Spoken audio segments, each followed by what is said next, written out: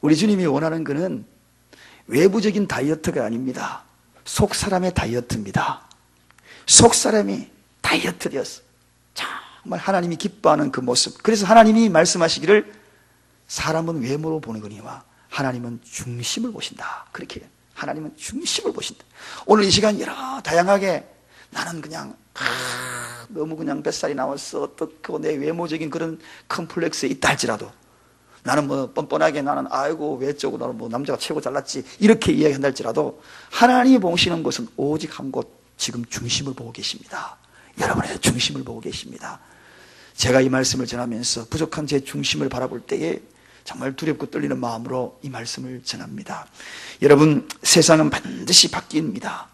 우리나라가 지금 극국적인 그런 위기를 당하고 있고 또 어려운 상황에 처해 있는 것은 틀림이 없습니다. 그러나 저는 역설적으로 바라보고 있습니다. 어떻게 바라보는가? 저는 이번 기회에 우리나라가 중심을 바라보는 나라로 바뀐다. 할렐루야. 그동안에 외적인 걸 바라봤어요. 그래서 사람 평가도 전부 외적인 거야.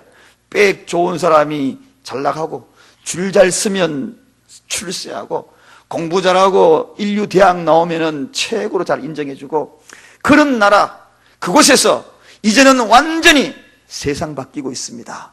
세상 바뀌고 있어요. 우리나라가 바뀌고 있어요. 우수대학 스펙보다도 이제는 인격이 소중한 것으로 바뀌고 있습니다.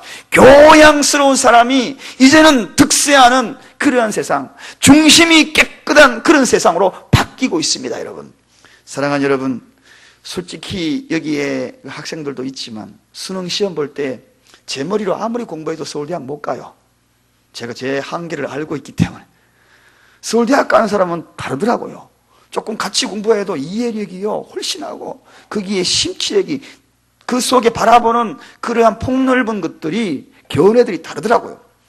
그런데 제가 제 머리 한계를 느끼는데 그 실력으로 평가되면 얼마나 허무하겠습니까? 미국에는 이력서 쓸 때 절대로 사진을 붙이지 않아요. 우리는 일단은 딱 오면은 사진 보고 평가합니다. 저도 그랬다 그러대요. 이 교회에서 처음에 사진하고 사람 다르다고. 그때 사실 제가 되게 선교 갔다 와가지고 한 그 6, 7kg 그냥 쑥 빠질 때 왔거든요. 사진 보는데 사진하고는 이렇게 뭔가 군 출신 뭐 장교 출신이다 그래가지고 정말 멋있게 생겼는데 와보니까 아이고 사람이 호리호리하고 뭐 그렇더라고. 사실은 이력서에 사진 안 붙이는 게 정상입니다. 사진을 보고 대부분 사람들이 평가해버려요. 미국에는 사진 안 붙입니다. 사진 안 붙여요. 그래서 사진을 보고 막상 사람을 면접 볼 때 보면 이런 사람, 이런 사람, 이런 사람, 별의별 사람 다 있지만 중심을 보거든요. 그 사람 중심을 보는 거예요. 여러분, 그렇습니다. 실력과 스펙, 이거 중요한 게 이제 교회도 바뀌고 있어. 옛날에는요, 그 교회 박사, 목사님이 왔다, 뭐 스펙 잔뜩 갖고 있고 이력이 경력이 화려하다. 그러면 성도님도 밖에서 자랑을 해요. 저도 그런 소리 많이 들었거든요. 옛날에 신앙생활 할 때 보면 아유 우리 교회 목사님이요 저기 유학 갔다 오고 뭐 최고 명문대 나오고요. 와 박사가 몇 개고요. 이런 거 성도님 입을 통해서 막 자랑해요. 그런데 그런 시대 지나갔습니다. 여러분, 이제 교회에서 청빙할 때에 사역자 할 때요 그런 명함이 소용이 없습니다. 사역자는 품성이 중요한 것이고 인격이 중요한 것입니다. 그런 시대가 바뀌고 있어요. 솔직히 여기에 기업을 경영하는 분들 계시죠? 아니면 직장에서 상사들 계시죠? 소그룹의 리더들 계실 거 아닙니까? 1년만 같이 생활 딱 해보셔요. 그 사람의 속속들이 다 알아버리지. 아, 저 사람은 이런 사람이구나. 그래서 일 맡길 것도 안 맡겨버려. 그리고 계속 같이 가야 될 사람이구나. 그런 사람들이 있으면 끝까지 그와 함께 하려고 사장님이나 아니면 부서장의 부장들은 그와 함께 하려고 노력하는 것입니다. 여러분, 그래서 저는 이번에 이 나라가 이런 속속들이 바라보는 그런 계기가 되어서 더 이상의 부정과 부패들이 이제는 제대로 자리 잡을 수 없는 그런 시대가 우리나라에 도래하고 있다. 할렐루야. 역설적으로 이 모든 계기가 되어서 이 나라가 참으로 하나님이 기뻐하는 중심을 바라보는 정말 부드러운 인격을 가지고 제대로 된 교양을 가진 그들이 진정으로 성공할 수 있는 그 나라가 바뀌고 있는 그런 계기가 되었다. 이제는 줄 잘 써도 백 좋아도요, 백 좋은 게 오히려 급시나 잘 되어도 네 누구 때문에 그랬지 그렇게 되는 그런 시대. 여러분, 제1랜드 예수 그리스도의 나라, 우리 교회가 꿈꾸지 않습니까? 그런 나라가 바로 그런 나라입니다. 바로 그것을 꿈꾸는 겁니다. 많은 촛불들이 밝혀지고 있는데 우리 교회도 촛불이 밝혀지고 있어요. 이 촛불의 의미는 다른 것이 아닙니다. 보라색의 촛불들이 하나 둘씩 밝혀질 때마다 대강절의 첫 촛불이 하나가 밝혀졌고, 이제 이 불이 다 밝혀지고 마지막에 하얀 촛불이 밝혀지면 그때의 성탄절을 우리가 맞이하게 될 것입니다. 그렇다면 이 대강절 기간, 즉 주님이 오시는 것을 준비하는 이 기간에 우리가 정말 해야 될 것이 뭔가? 무엇을 우리가 준비하면서 기다려야 되는가? 해마다 돌아오는 이 대강절마다 그저 성탄절이 왔구나, 또 지나가는구나, 이렇게만 지나가야 하는가? 저는 이 말씀을 묵상하면서 모든 것이 그렇듯이 그림을 그리자. 우리 다 함께 따라 하십시다. 그림을 그리자. 그림을 그릴 때에는 가장 소중한 그림이 있습니다. 그게 바로 밑그림이라고 하는 것입니다. 이 대강절의 밑그림을 잘 그려야 성탄절의 진정한 의미, 그 의미가 우리의 가슴에 와닿고 감동적이고 정말 표현할 수 없는 감격의 성탄절을 맞이할 수 있고 내 가슴에 주님을 진정으로 안을 수 있는 그런 성탄절이 된다. 그러한 가슴 속에 주님이 찾아오신다. 그래서 그 그림을 그릴 때에, 그 그림의 밑그림을 그릴 때에 그분이 크리스마스 트리가 반짝이고 이것이 중요한 것이 아니라, 외적인 것이 중요한 것이 아니라 내 심령의 아름다운 밑그림을 그릴 때에 주님이 오셔서 그곳에 내 심령의 아름다운 옷의 컬러로 색깔을 칠하고, 여러분의 가정에 색깔을 칠하고, 우리 교회에 색칠을 하고, 정말 아름다운 교회, 아름다운 가정, 아름다운 대한민국 금수강산이 될 거 아닌가. 저는 그런 의미에서 오늘 설교 주제를 대강절의 밑그림이다, 그렇게 정했습니다. 밑그림 잘 그리십시다. 인생도 밑그림을 잘 그려야 돼요. 엉뚱한 거 그려놓고 자꾸 색칠하려고 그러면 나중에 보십시오, 엉망진창 그림이 됩니다. 자, 그렇다면 우리가 어떻게 하나의 촛불이 켜지듯이 어떻게 밑그림을 그려갈까요? 첫째, 오늘 본문의 2절에 가보니까 이런 말씀이 이 구절의 핵심입니다. 선을 이루고 덕을 세우라. 그렇게 선과 덕으로 밑그림을 그려야 한다. 사랑하는 여러분, 세상이 너무 악하잖아요. 그러나 이제는 세상이 바뀔 거예요. 여러분, 바뀝니다. 이제는 선한 것, 선이 뭡니까? 한자어로, 한자, 착할 선입니다. 착한 시대. 주님이 착한 마음에 그림을 그리라. 착하게 그림을 그려야 돼.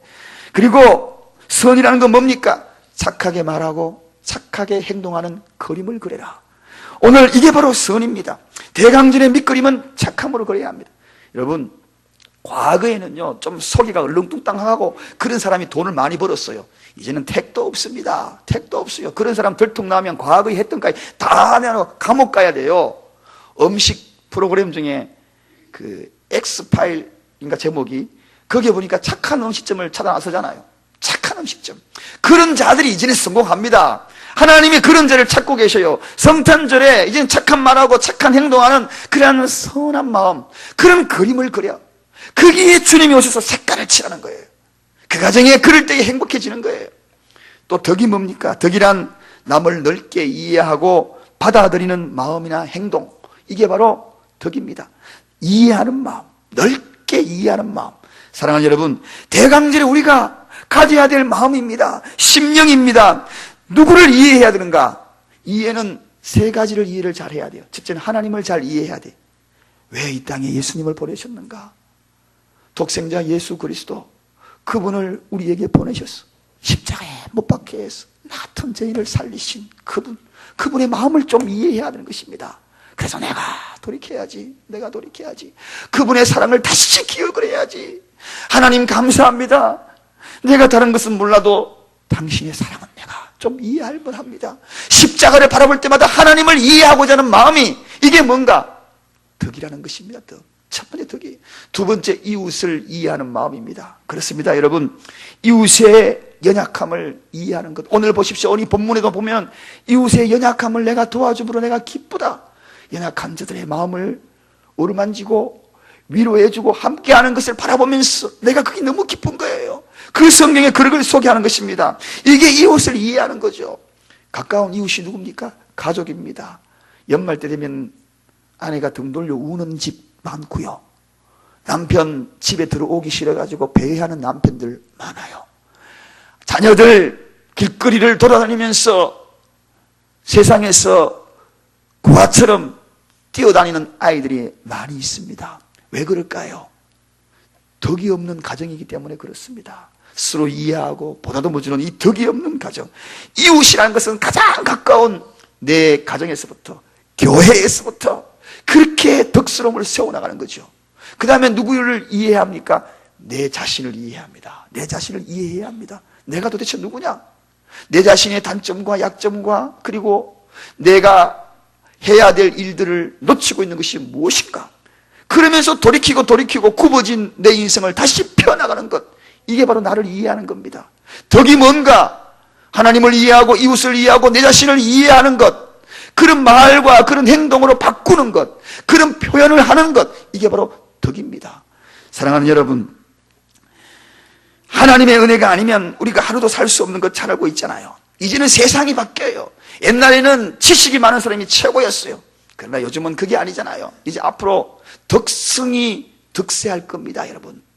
또한 지장을 선호하지 않습니다.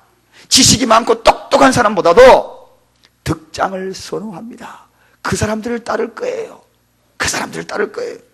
대강절을 맞이하여서 우리가 가져야 될 밑거림, 바로 이것입니다.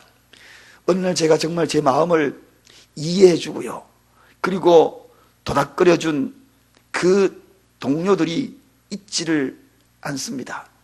조금 전에도 어떤 친구가 예배인데도, 이 친구는 예배 교회 다니는지를 제가 확실하게 잘 모르는가 봐요. 정말 30년 넘게 또 문자 왔어, 오늘 아침에. 어제도 누 친구가 전화가 왔는데 30년, 인관 30년 그 동기들이 어제 모임을 가졌다고 하면서 저에게 안부 소식을 전해온 겁니다. 어제 전화가 왔더라고요. 야, 친구야, 그러면 30년 만에 전화 와가지고 우리 어느 호텔에서 다 모임 가지는데 너 나오지 않겠니? 그래서 제가, 친구야, 미안하다, 내가 목사인데 주일도 준비했거니와 거기 가서 내가 할 수 있는 것이 아무것도 없구나. 그래서 내가 그냥 기도만 할게. 친구야, 미안해. 그런데 그 친구들이 어떤 친구냐? 제가 한번 말씀을 드렸습니다만은, 훈련받을 때 제 관절이 너무 아파가지고 정말 훈련받을 때 너무 힘들었다고 그랬잖아요. 정말 하나님의 놀라운 그런 은혜로 제가 나중에 치유받았다는 간증도 했습니다만, 그때요, 수십 킬로 행군을 하는데 군장을 뒤에 메고 총을 들고 철물을 쓰고 얼마나 무겁겠습니까? 구대별로 대항을 하는 거예요. 빨리 돌아와야 돼, 행군을. 그런데 제가 관절이 아프니 저 때문에 우리 구대가 꼴찌하게 생긴 거예요. 꼴찌하게. 쩔뚝쩔뚝 그러니까 거기 같은 동료들에게 너무 미안하지 않겠습니까? 내 때문에 꼴찌하면 돌아와서 밤새 을차례 받을 것이고 기합받고 또 온 그 청소를 다 해야 되고 그런 상황인데, 쩔뚝거리는 저에게, 야, 친구야, 걱정하지 마라. 내가 너 군장 들어줄게. 자기 군장 뒤에 메고 내 군장 앞에 메고 앞뒤로 다 해가지고 총은 옆에 있는 친구가 내가 들어줄게. 힘내라, 괜찮아, 힘내라. 천천히 가도 괜찮아. 완주만 하자. 그래서 우리가 들어왔는데 제일 꼴찌 들어왔어. 제일 꼴찌 들어왔는데도 불구하고 그날 그냥 땀 벌려서 그냥 얼차례 받고 함에도 불구하고 제가 되게 미안할까 싶어서, 괜찮아, 친구야, 청소하면 되지. 이렇게 툭 치면, 괜찮아, 너 멋있어, 멋있어.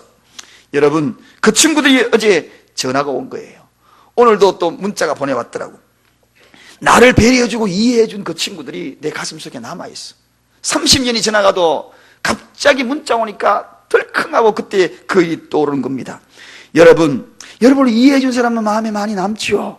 덕스러움을 남겼던 사람 기억이 되지요. 그렇습니다. 주님 앞에 누가 기억될 것인가? 주님은 오늘 중심을 바라보면서 좀 착해라, 그리고 덕스러운 사람이 되라. 그 밑그림을 성탄절날 오기 전에 이 대강절 기간 동안에 그려라. 밑그림이 초라할지라도 내가 아름답게 색칠해줄게. 할렐루야. 선과 덕입니다. 이것으로 밑그림을 그리는 겁니다.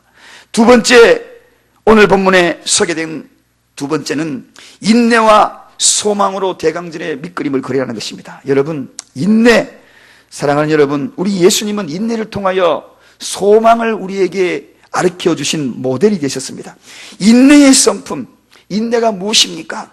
한마디로 인내는 사전적 의미는 이렇습니다. 괴로움이나 어려움을 참고 견딤, 이게 인내입니다. 괴로움과 어려움을 참고 견디는 것. 그러나 성경적인 인내는 여기에 하나 더 플러스가 됩니다. 무엇이냐? 소망을 가지고 괴로움이나 어려움을 참고 견디라, 이것입니다. 소망이 하나 더 붙습니다.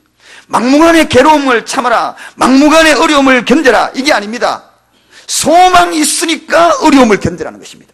소망이 있으니까 괴로움을 참고 이기라는 것입니다. 할렐루야. 여러분, 우리에게는 소망이 있습니다. 믿으시면 아멘 하십시오. 그분이 나의 소망이십니다. 그분이 이 땅에 오실 것을 약속하여서 우리에게 소망으로 다가오시니까 나는 괴로움을 참을 수 있는 것입니다. 나는 어려움을 이겨낼 수 있는 것입니다. 그래서 오늘도 여러분 바쁘잖아요. 지난밤에도 틀림없이 이곳에 계신 분들 중에서 부부 사이에 하나의 문제를 놓고 괴로워하며 티각 이야기한 사람도 있을 것이고, 아니면 홀로 무슨 문제인지 모르지만 그 문제에 껴안고 괴로워했던 분도 계실 겁니다. 그런데 오늘 이 자리에 오신 이유가 뭡니까? 이겨내고 이 자리에 온 이유가 뭡니까? 소망을 가지고 있기 때문에 오셨습니다. 할렐루야. 주님 안에 오면 무엇인가 소망이 있다. 그분이 나의 소망이다. 그리고 이겨내고 이 자리에 오신 것입니다. 이게 믿음의 인내입니다. 이게 성도의 인내인 것입니다. 인내는 장래의 성공을 가져다주는 공통분모입니다. 이 인내 없이 성공한 사람 아무도 없고, 인내 없는 믿음 없이 믿음이 자라난 믿음 아무도 없습니다. 사랑하는 여러분, 소망이 있는 자들은 반드시 인내합니다. 소망이 없는 자는 인내가 무너집니다. 분명한 소망이 분명한데, 그래서 이런 말이 있습니다. 핵심을 터득한 자는 인내한다. 우리 다 같이 따라 하십시다. 핵심을 터득한 자는 인내한다.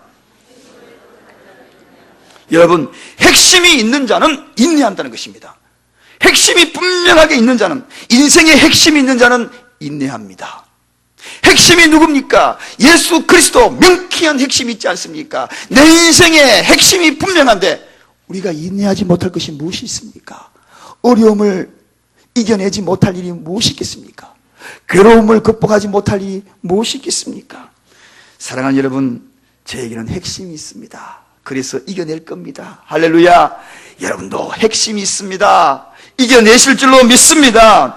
그래서 이 대강절에 이 핵심이 있기 때문에 우리는 인내로서 극복하고 소망을 바라보면서 그림을 그리는 겁니다. 그림을 그리는 겁니다. 사랑하는 여러분, 우리 하나님도 굉장히 인내하시는 분 아시죠? 우리 예수님의 심판은 이미 시작이 되었습니다. 예수님의 재림은 이미 시작이 되었어요. 그게 무슨 말인가? 다만 속도를 조절할 뿐입니다. 여러분, 2000년 전에 마라나타 아멘 주여 어서 오십시오서 그분은 이미 출발하셨습니다. 지금 심판주로 오고 계십니다. 그런데 속도만 조절할 뿐입니다. 여러분, 속도만 조절. 왜? 빨리 오시면은 한 사람이라도 구원받아야 될 자들이 구원받지 못하기 때문에 천천히 한 명이라도 돌아오기를, 한 명, 인내하고 사실 그 인내의 고통이 아마도 더 클 것 같아요. 속도 조절한다고 생각하니 저는 지금도 제 보폭이 좀 빠른 편이거든요. 제가 보폭이 좀 빨라요. 옛날에 데이트할 때도 둘이 같이 가면은 항상 제가 빨라가지고 제 안에 따라온다고 정말 힘들었거든요. 그래서 좀 빨리 하게 가요. 계단도 올라가면은 2계단씩 이렇게 올라가는 습성이 있는데, 저희 집이 아파트가 18층인데요. 18층에 매일 걸어 올라다닌다는 걸 말씀을 드렸죠. 운동량 진짜 많더라고요. 아침에 새벽 예배 갔다 오고 걸어다니고, 집에 갈 때도 걸어다니고, 어제는 제 아내가 뭐 쓰레기 보러 간다, 뭐 시장 갔다 온다 이런다고 4번 걸어다녔대요. 18층까지. 그래가지고 저녁에는 9시에 오는데 땀 뻘뻘 얼굴 이렇게 어디 뭐 가가지고 저기 뭡니까, 러시아에서 제일 비싼 술 한 잔 마신 것 같아요. 알레산드 보드카 그거 마시고 얼굴 뻘 해가지고 어디 한잔 한 것처럼 또 보여요. 한잔 한 게 아니고 운동을 너무 열심히 하다가 땀 뻘뻘 올라온 거예요. 처음에는 제가 속도 빠르니까 막 올라가니까 힘들잖아요. 제가 속도를 조절해줬지요.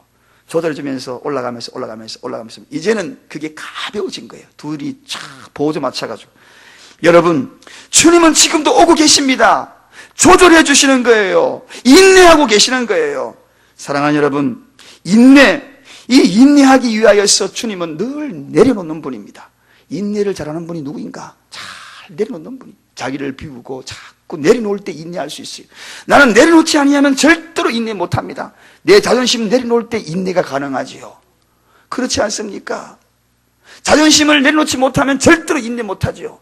그래 하고 내 자존심 탁 내려놔버리면 하고 인내가 돼요. 그러나 내 자존심을 내려놓지 못하면 인내가 되지 않습니다. 내 고집을 내려놓으면 인내가 돼요.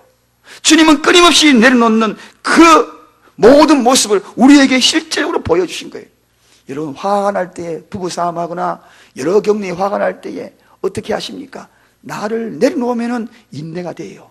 이 속에 내 안에 또 내가 있을 때에는 인내가 안 됩니다. 이 속에 있는 나라는 이 존재를 내려놔 버릴 때에, 나의 속성을 내려놔 볼 때에, 그때는 이 속이 비워져. 비워지면 인내가 돼.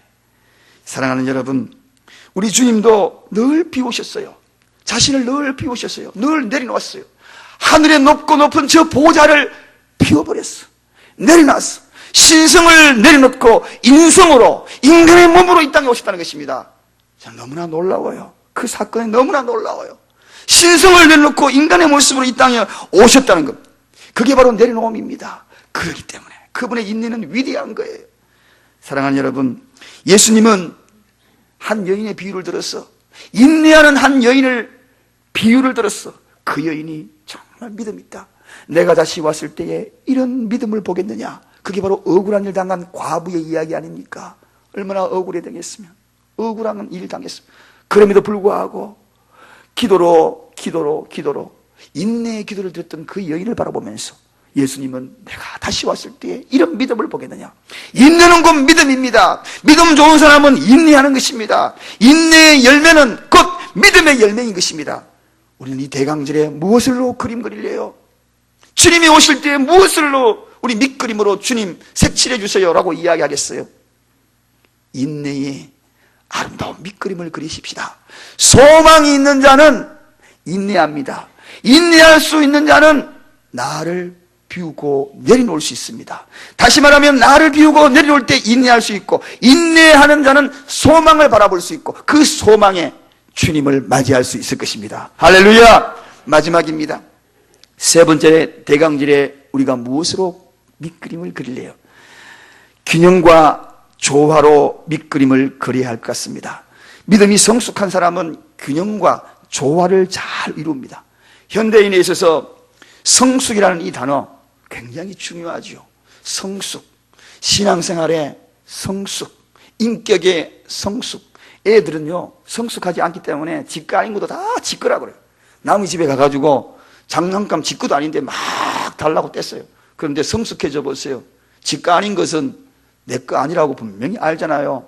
오히려 막 건드리면 미안하게 생각합니다. 한번 만져도 됩니까? 이렇게 성숙하잖아요. 이게 바로 성숙한 자입니다. 그래서 이 성숙의 이야기 조건을 어떤 사람이 비유하기를 화학적인 용어로 비유하더라고요. 성숙한 사람은 누구냐? 잘 녹는 사람이다. 이 화학이라는 영어의 단어 뜻은 케미스트리라는 뜻입니다. 케미스트리, 즉 공감을 잘 이루다, 그런 뜻도 있고 화학이라는 뜻도 있습니다. 이 화학적인 모든 것들은 잘 녹는 것에서부터 출발이 되거든요. 녹아서 결합되는 것이 화학적인 원리입니다. 그렇습니다, 여러분. 녹아서 결합되는 것, 그럴 때에 조화가 일어나는 거거든요. 조화가 일어나요. 물이 산소와 수소가 결합되어서 물이 되는 겁니다. 조화를 이룰 때 우리가 마실 수 있는 물이 되는 거예요. 그렇다면 우리가 이 조화를 잘 이루는 것이 뭐냐? 성숙된 대강절을 준비하는 것이다. 그 그림을 그려야 한다. 요즘 김장철이라 가지고 김장들 많이 하시지요. 김장도 지역별로 다 달라. 강원도 김장, 저기 충청도 김장, 그리고 저 전라도 김장, 경상도 김장, 김장 맛이요. 들어가는 젓갈도 달라. 젓갈도 어떤 데는 까나리 젓갈 많이 쓰고 새우젓 많이 쓰고 뭐 젓갈 다 달라요. 여러분은 어느 지역의 어떤 특징을 가지고 김장하십니까? 저희 어머니가 보니까 옛날에 김장할 때는 보니까 뭐 젓갈 이렇게 옆에 놓고 할 때 양념 막 버무려가 할 때 옆에 유심히 지켜보잖아요. 독특하게 갈치를 썰어가지고 넣더라고요. 거기에 녹아지면 진짜 맛있거든요. 누가 한번 도전해 보세요. 진짜 맛있어요, 그거도. 잘 안 하더라고요, 그런 걸. 그런데 그 김장을 담을 때 제일 먼저 하는 일이 뭡니까? 음식에 일가견이 있는 권사님 중에서 한 분 대답해 보시기 바랍니다. 김장할 때 제일 먼저 하시는 것이 뭡니까? 소금물을 만들고 거기다가 배추를 절이는 거죠. 예, 용해시키는 겁니다. 자, 소금이 녹아야 돼. 녹지 않은 소금으로 그냥 더 넣고 거기다가 소금 트백이 있는데 배추 그냥 절여가지고 소금 덩어리 이만큼 절여가지고 나중에 김장김치 먹다가 소금 덩어리 입에 막 씹히면 탁탁 다 뱉어버리죠. 여러분, 녹아야 되는 거예요. 녹아야 되는 거예요. 녹을 때 조화가 되는 것입니다. 오늘 본문 6절 한번 가보겠습니다. 조화를 어떻게 표현하는지 본문 6절에 우리 다 같이 한 목소리로 한번 읽어보겠습니다. 시작. 한 마음과 한 입으로 하나님께 우리 주 예수 그리스도의 아버지께 영광을 돌리게 하려 하노라. 보십시오. 한 마음 한 뜻 아름다운 조화로 이루어질 때에 하나님께 영광이 된다. 그런데요, 메시지 성경에는 이 표현을 이렇게 표현합니다. 여러분도 서로 사이좋게 지내기를 바랍니다. 그럴 때 우리는 합창대가 될 것입니다. 성경에 이렇게 표현하고 있습니다. 성경의 버전들이 20몇 가지가 돼요. 새로 나온 성경 버전에 바로 이렇게 표현합니다. 여러분들은 사이좋게 잘 어우러져라. 그리고 연합하여서 합창대가 되어라. 이 표현을 이렇게 하고 있다는 것입니다. 자, 여러분, 저희 교회가 찬양대가 여기에 있습니다. 이 찬양대에 저는 늘 마음속에 시도하고자 하는 한 가지가 있습니다. 지금은 이렇게 구별되어 가지고 이 찬양대가 있어요. 그러나 훗날의 어느 순간에는 찬양대가 소프라노, 테너, 베이스, 알토 요 앞쪽으로 다 앉았어요. 지휘자님이 여기 앉았어요. 그리고 성도 전체가 함께 일어났어요. 찬양을 모르시는 분들은 같이 가사를 다 띄워서 찬양을 올려드리고 연합하였어. 한 입이 되었어. 한 마음으로 찬양할 때마다 저는 이렇게 마음속으로 부담감이 있는 것이 있어요. 찬양대에서 찬양할 때 과연 온 성도들이 연합이 되었을까? 한 입일까? 한 마음일까? 어떤 분은 낙사하시는 분도 있었을 것이고, 어떤 분은 예배 끝나면은 저기 약대동 시장 가가지고 이제 양념 사러 가야지. 양념 사러 가야지. 오늘 김장 담으려고 그러면은 저녁에 양념 사러 가야지. 양념이 뭘까? 메모하시는 분도 있을 것이고, 여러 다방면으로 생각하는 어떤 분은 주보를 들고 광고가 뭐 나왔나. 여러분, 이게 하나님께 영광 돌리는 게 아니거든요. 그래서 찬양대 연습은 다 해가지고 올라와서 여기 앉고 앞절이 다 연합으로 주의해서 하나님 앞에 올려드리는 그 찬양대. 오늘 보십시오. 한 마음이 되어서 한 입으로 하나님 앞에 올려드릴 때에 그때에 하나님 앞에 영광 돌린다. 할렐루야. 그것이 진정한 찬양이요, 그것이 우리가 주님을 맞이하는 그러한 마음이 아니겠습니까? 사랑하는 여러분, 조화는 아름다운 것입니다. 집안에도 조화가 잘 이루어지는 집안은요 진짜 행복해요. 조화가 안 이루어지는 집안은 독불장군이라는 거죠. 독불장군. 자기 혼자 자기 주장만 탁 내세워 보십시오. 남편이 자기 주장만 탁 내세워 보십시오. 그 집안 행복한가? 늘 여자는 기죽어 있어. 왜 죽었나 싶으니까 조화가 안 돼. 여러분, 다 같이 따라하십시다. 합력해야 조화됩니다. 여기는 협력이 아닙니다. 합력입니다. 합력이에요. 적고 그리고 키 크고 조화를 이루는 것이 합력입니다. 똑같이 공동된 그런 힘이 아니에요. 그럴 때에 조화가 일어나는 것입니다. 그런 조화가 일어나기 위하여서는 내가 녹아져야죠. 우리 예수님 보십시오. 엄청나게 녹아졌지 않습니까? 어찌 그분이 이 땅에 녹아지십니까? 하늘 영광 보호자에 있는 그분이 어떻게 이 땅에 인간들 세상에 들어오셔서 인간의 몸을 입고 녹아지셨습니까? 조화를 이루려고. 심지어는 나보고 형님 불러라. 니하고 나는 형제다, 자매다, 그렇게까지 인정해 주시며 조화를 이루려고 하잖아요. 그분의 모든 높은 것을 다 포기하신 분입니다. 사랑하는 여러분, 이것이야말로 소망의 메시지가 아닙니까? 이것이야말로 복음이 아니겠습니까? 예수님은 이후에 거기까지만 끝난 게 아니에요.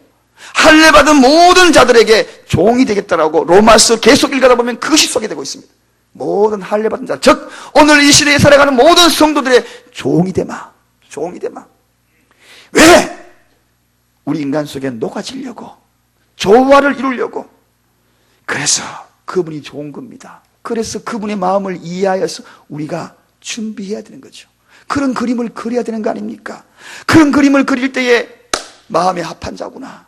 내가 네 가정에, 내가 사랑교회에 번 색칠해 줄게. 행복한 교회 되게 하마. 부족한 부분 구석구석 아름다운 색상으로 칠해주마. 부족한 것이 뭐니? 성탄의 기쁨과 함께 놀라운 하나님의 섭리와 역사를 통하여 허락하마. 할렐루야. 사랑하는 여러분, 외적인 것 부족하면 어때요? 주님이 보시는 건 따로 있는데, 오늘 주님이 보시는 것 분명한 밑그림을 준비하십시다. 대강절을, 왜 우리에게 대강절이라는 절기를 주셨나요? 그냥 대강절 주신 게 아닙니다. 준비하라고, 밑그림 그리라고. 무슨 밑그림을? 선과 덕으로 밑그림을 그리라고. 또 인내와 소망으로 밑그림을 그리라고. 또 균형과 조화를 가지고 밑그림을 그리라고. 그릴 때 내가 흰 촛불을 밝히마. 세상의 흰 촛불, 생명의 빛을 밝히마. 기도하겠습니다.